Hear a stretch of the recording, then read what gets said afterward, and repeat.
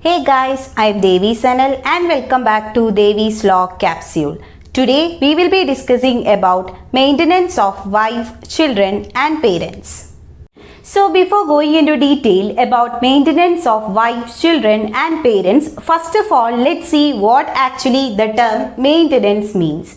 The term maintenance has been used in wider sense and it includes or imposes an obligation to provide certain basic needs such as roti, kapda or makan, which means food, cloth and shelter. The term maintenance is not defined under Criminal Procedure Code, but it is well mentioned under Section 3 Clause B of Hindu Adoption and Maintenance Act 1956. And in this act, the term maintenance includes in all cases the provisions relating to food, clothing, residence, education, medical attendance and treatment.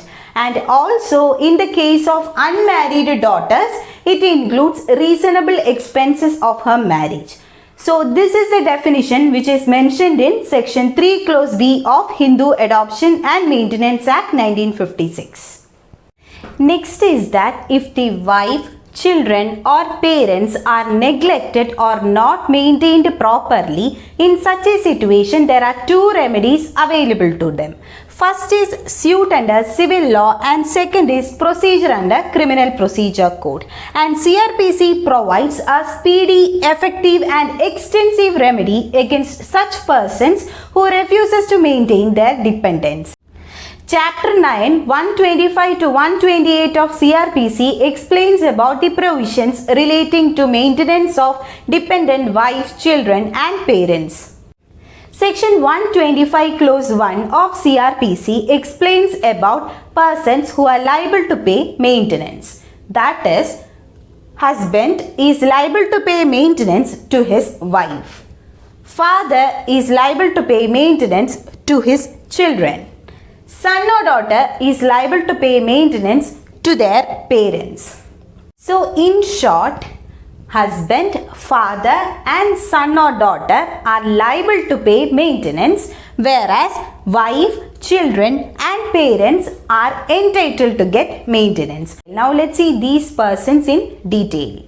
Next is that for the purpose of Section 125, the term wife includes a legitimate wife or a legally wedded wife, and also the term includes a divorced wife till she gets remarried. There are certain conditions under which a wife is entitled to get maintenance. First is that legally wedded wife. That is, the wife must be a legitimate wife or a legally wedded wife. Second is that with regard to divorced wife, that is, a divorced wife is entitled to get maintenance till she gets remarried. Third one is reasonable cause, that is, the wife has been separated from her husband on a reasonable cause. Fourth point is that the wife must be unable to maintain herself. Fifth point is that the husband should have a sufficient means. That is, the term sufficient means not only includes visible means like real property or particular employment, but it is the earning capacity of a person. So these are the conditions under which a person is entitled to get maintenance. So now let's see what are the conditions under which a wife is not entitled to get maintenance. First is that if the wife has a sufficient means. Second is that if the wife refuses to live with her husband. And third one is that if the wife remarries after her divorce. So, under all these conditions, the wife will not be entitled to get maintenance. Moving on to children's. That is, for the purpose of Section 125, children are entitled to maintenance by the father. And the term child includes legitimate and illegitimate. Okay, and if this child is a son and if he is a minor, he is entitled to maintenance. Whereas if the son is a major and having any physical or mental disability, in such a situation also, such major children are entitled to maintenance by the father. Moving on to the daughters, that is, an unmarried daughter of any age is entitled to maintenance by her father, whereas a married daughter is not entitled to get maintenance from her father. An important case under this juncture, that is Dimple Gupta versus Raji Gupta in the year 2008. In this case, the Supreme Court held that even an illegitimate child is entitled to maintenance. Moving to parents, that is, it is the pious obligation of every person to look after his aged parents, and under CrPC, the term parents includes father and mother. Okay? The expression father and mother includes natural father and natural mother, and also adoptive father and adoptive mother. So these two persons are entitled to get maintenance from their children. In the case of stepfather and stepmother, they are not entitled to get maintenance. P. Vijayalakshmi versus N. Ramanathan in the year 2003, it was held that a childless stepmother can claim maintenance from a stepson. Next is that when there are two or more children, in such a situation, the parents can claim maintenance from one of them or all of them.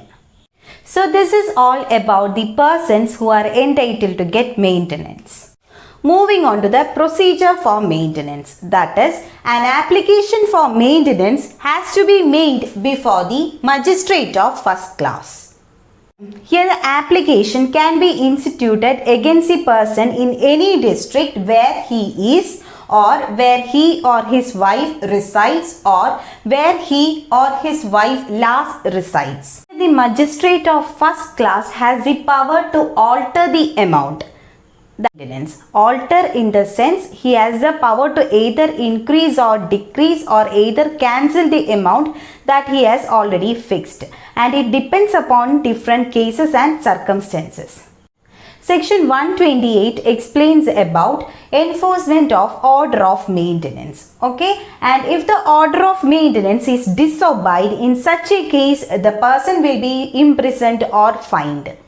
In short, the procedure for maintenance is that the judicial magistrate of first class has the power to order any person having sufficient means to make monthly allowance. Okay, and the amount of monthly allowance before 2002 amendment was not exceeding 500 rupees, but after the 2002 amendment it was something that is fixed by the court. It's all about the procedures for maintenance. With this, we came to the end of this topic and hope you guys benefit from it. And if you find this video useful, please do like, share, subscribe, and also press the bell icon for more updates.